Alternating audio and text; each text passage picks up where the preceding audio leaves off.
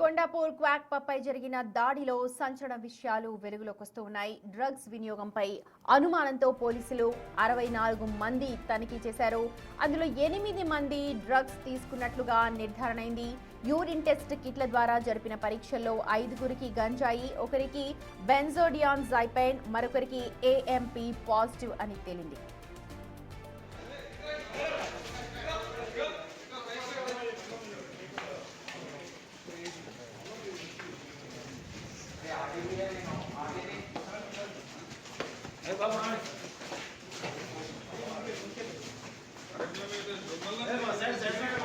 నిందితులను గచ్చిబౌలి పోలీసులకు అప్పగించింది ఈగల్ ఫోర్స్. డ్రగ్స్ పాజిటివ్ వచ్చిన వారి తల్లిదండ్రులకు సమాచారం ఇచ్చి ది అడిక్షన్ సెంటర్లకు పంపే ఆలోచనలో ఉన్నారు. విదేశీ ఆర్టిస్ట్ అలెగ్జాండర్, డీజే కేవీలకు పరీక్షల్లో నెగిటివ్ వచ్చింది. డ్రగ్స్ నెట్వర్క్ పై ప్రస్తుతం అధికారులు మరింత లోతుగా ఆరా తీస్తూ ఉన్నారు.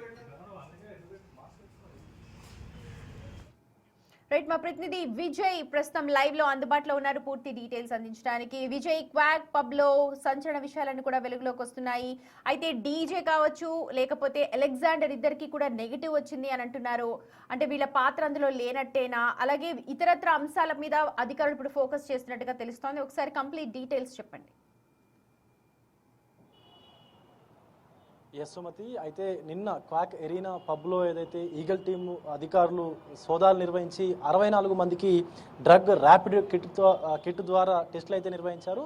సో ఆ టెస్ట్లో భాగంగా పూర్తిగా 8 మందికి పాజిటివ్ వచ్చినట్టుగా అయితే మొదట ఇటు పోలీసులు అయితే చెప్పారు. కానీ ఇక్కడ మరొక ట్విస్ట్ అయితే ఇక్కడ నెలకొందనే చెప్పాలి. ఇక్కడ పూర్తిగా 8 మందిలో ఇటు రితేష్, జ్యోతి ఆదిత్య, అభిషేక్ వర్మ, అనికెళ్ళ హరిత్ సారంగా, అలాగే రిషబ్ శ్రీవాస్తవ, పిట్ల పృథ్వీరాజ్, అలాగే మోనిష్ సత్వానికి డ్రగ్ పాజిటివ్ రాగా ఈరోజు రిత్విక్కు మరోసారి డ్రగ్ టెస్ట్ చేయగా ఇటు నెగిటివ్ వచ్చినటువంటి పరిస్థితి ఉంది. సో ఇటు 8 మందిలో ఇప్పుడు 7గురికి మాత్రమే పాజిటివ్ వచ్చినట్టుగా కూడా పోలీసు అధికారులు అయితే నిర్ధారించారు. ఇప్పటికే ఇటు అందరినీ కూడా అదుపులోకి తీసుకొని పోలీసులు మరింత అంటే వారి నుంచి మరింత సమాచారం రాబట్టి, ఎందుకంటే ఎవరి నుంచి డ్రగ్స్ కొనుగోలు చేశారు, ఎక్కడి నుంచి ఇదంతా నడిచింది, డ్రగ్స్ రాకెట్ అంతా ఎక్కడి నుంచి నడిచింది, వీళ్ళు ఇప్పుడే డ్రగ్స్ తీసుకున్నారా లేకపోతే ఇంతకు ముందు కూడా ఈ యొక్క డ్రగ్స్ పార్టీలో పాల్గొనేవారా అనేటువంటి దానిపైన కూడా పోలీసులు అయితే ఆరాధిస్తూ ఉన్నారు. మరొక పక్క వీళ్ళందరినీ కూడా ఏదైతే ఇప్పటికే తల్లిదండ్రులకు సమాచారం అందించి లోపలికి అంటే పోలీస్ స్టేషన్ లోపలికి తీసుకెళ్లి విచారణ చేపడుతూనే డీ అడిక్షన్ ప్రోగ్రాంలకు వీళ్ళని పంపించేందుకు కూడా పోలీసులు నిర్ణయించుకున్నట్లు కూడా తెలుస్తూ ఉంది. ఎందుకంటే ఇది నిందితులకు సంబంధించి డీటెయిల్స్ అన్నీ కూడా తీసుకొని అందరూ కూడా ఇటు కొంతమంది సాఫ్ట్వేర్ ఎంప్లాయీస్ కావచ్చు, లేకపోతే కొంతమంది ఇతర ప్రొఫెషనల్స్కు సంబంధించిన వాళ్ళందరూ ఉన్నారు. కాబట్టి అసలు వీళ్ళకి డ్రగ్స్ ఎక్కడి నుంచి సరఫరా అయినాయి, అలాగే వీళ్ళు ఎంతకాలం నుంచి ఈ యొక్క డ్రగ్స్ వినియోగిస్తూ ఉన్నారు అనేటువంటి దానిపైన కూడా ఆరాధిస్తున్నటువంటి పరిస్థితి కనిపిస్తూ ఉంది. తల్లిదండ్రులకు చెప్పి డీ అడిక్షన్ సెంటర్లకు కూడా పంపించేందుకైతే చెప్తా ఉన్నారు. అండ్ మరొకటి విదేశీకి సంబంధించినటువంటి ఆర్టిస్టు అలెగ్జాండర్, అలాగే ఈ యొక్క పబ్ డీజేగా వ్యవహరిస్తున్నటువంటి వ్యక్తి కూడా నెగిటివ్ రావడంతో వాళ్ళిద్దరిని కూడా పోలీసులు అయితే పంపించేశారు. అయితే 64 మందిలో కేవలం 7గురికి మాత్రమే డ్రగ్స్ పాజిటివ్ రావడంతో పూర్తిగా వీళ్ళందరినీ కూడా అదుపులోకి తీసుకొని విచారణ చేస్తున్నటువంటి పరిస్థితి అయితే కనిపిస్తూ ఉంది. సో ఇక్కడ మెయిన్గా వీళ్లకు డ్రగ్స్ సరఫరా చేసినటువంటి ఏదైతే చైన్ ఉందో దానిపైన కూడా పోలీసులు ఫోకస్ పెడతా ఉన్నారు. సో అంటే అధికారులు ఇటు ఈగల్ టీము, పోలీసు అధికారులు ఎక్కడ కూడా హైదరాబాద్లో ఈ యొక్క డ్రగ్స్ని రాకుండా చేసేటువంటి ప్రయత్నాలు చేసినప్పుడు కూడా కొంతమంది మాత్రము ఈ కక్కుర్తి అంటే కాసులకు కక్కుర్తి పడి అక్రమ మార్గాన డ్రగ్స్ని లోపలికి తీసుకొచ్చినటువంటి పరిస్థితి కనిపిస్తూ ఉంది. ఈ 8 మందిలో డ్రగ్స్ ఈ యొక్క పాజిటివ్ వచ్చినటువంటి వాళ్ళలో 7గురిలో ఒకరికి బెంజోడియాజెపిన్ అనేటువంటి ఒక మాదక ద్రవ్యము, అలాగే 5గురికి గంజాయి పాజిటివ్ వచ్చినట్టుగా కూడా వారి బ్లడ్ టెస్ట్లు అయితే ఇప్పటికే నిర్ధారించుకున్నారు. డాక్టర్లు కూడా వాళ్ళకు బ్లడ్ టెస్ట్లు చేయించి ఆ రిపోర్ట్లకు సంబంధించి మెడికల్ రిపోర్ట్లకు సంబంధించి కూడా పోలీసు ఉన్నతాధికారులకు సమాచారం అందించినటువంటి పరిస్థితి కనిపిస్తూ ఉంది. సో మొత్తంగా అసలు వీళ్ళకి ఎక్కడి నుంచి సరఫరా జరిగింది, ఎప్పటి నుంచి అసలు వీళ్ళు ఈ వినియోగం చేస్తా ఉన్నారు, ఇదివరకు ఎప్పుడైనా ఇతర డ్రగ్స్ పార్టీలో సోదాలు చేశారా? పబ్ లో అలాంటి ఆనవాళ్ళు ఏమైనా కనిపించాయా? గంజాయి కావచ్చు, ఇప్పుడు మీరు చెప్తున్న ఏఎంపీ కావచ్చు, ఇలాంటి డ్రగ్స్ ఆనవాళ్ళు ఏమైనా కనిపించాయా లేకపోతే వీళ్ళు వేరే దగ్గర సేవించి పబ్ కి వచ్చారా? దీనికి సంబంధించి ఏమైనా తెలుస్తోందా? ఎస్ సుమతి, అయితే పబ్లో ఈగల్ టీం అధికారులు సోదాలు నిర్వహించినప్పుడు పబ్లో ఎక్కడ కూడా డ్రగ్స్కి సంబంధించినటువంటి నమూనాలు కావచ్చు, ఆనవాళ్ళు కావచ్చు కనిపించలేదు. కేవలం వీరు వేరే చోట డ్రగ్స్ తీసుకొని ఆ రోజు అంటే నిన్న పబ్లో ఆ పార్టీకి అటెండ్ అయినట్టుగా కూడా అక్కడ ఉన్నటువంటి ఈగల్ టీం అధికారులు చెప్తున్నటువంటి పరిస్థితి కనిపిస్తూ ఉంది. మొత్తంగా వీరిని పోలీసులు ఈగల్ టీం అధికారులు గచ్చిబౌలి పోలీసులకు అప్పగించారు. అనంతరం వారికి బ్లడ్ టెస్టులు చేసి ఇప్పుడు నిర్ధారణ అయినటువంటి 7 ఎవరైతే ఉన్నారో వాళ్ళందరికీ కూడా కౌన్సిలింగ్ జరుగుతూ ఉంది లోపల.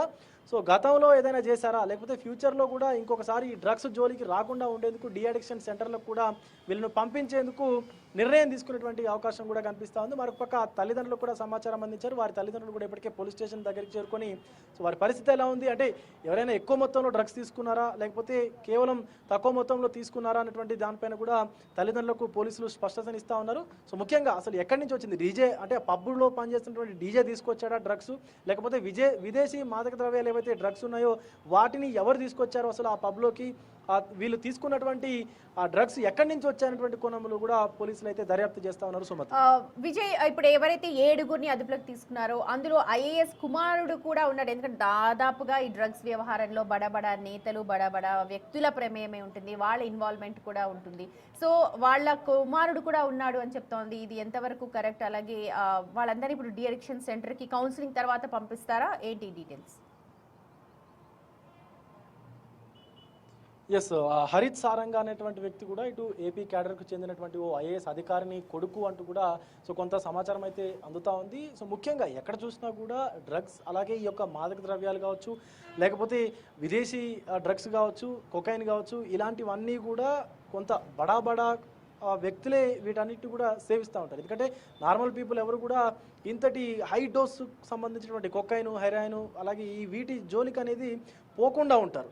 సో వాళ్ళు కేవలం గంజాయి ఏదైతే తక్కువ ధరలో దొరుకుతుందో దాన్ని మాత్రమే సేవిస్తున్నటువంటి పరిస్థితి కూడా కనిపిస్తుంది. కానీ ఇక్కడ ఉన్నటువంటి సిచ్యువేషన్ చూసుకున్నట్లయితే ఎక్కువగా విదేశీకి సంబంధించినటువంటి డ్రగ్స్, అలాగే కొకైన్ కావచ్చు, సో ఇతరత్ర ఆ డ్రగ్స్ని ఎక్కువగా సేవించినట్టుగా కూడా పోలీసులు గుర్తించారు. కాబట్టి సో ముఖ్యంగా ఈ ఐఏఎస్ అధికారిని కొడుకు కూడా ఉండడం అనేది సో కొంత గందరగోళ పరిస్థితి అయితే కనిపిస్తూ ఉంది. నిజంగానే ఆయన ఐఏఎస్ కొడుక, లేకపోతే కేవలం పేరు వాడుకోవడానికి అలా చెప్పారా, అంటే తప్పించుకోవడానికి, ఈ కేసు నుంచి తప్పించుకోవడానికి అలా చెప్పారా అన్నటువంటి దానిపైన కూడా సో కొంత స్పష్టత అయితే రావాల్సి ఉంది.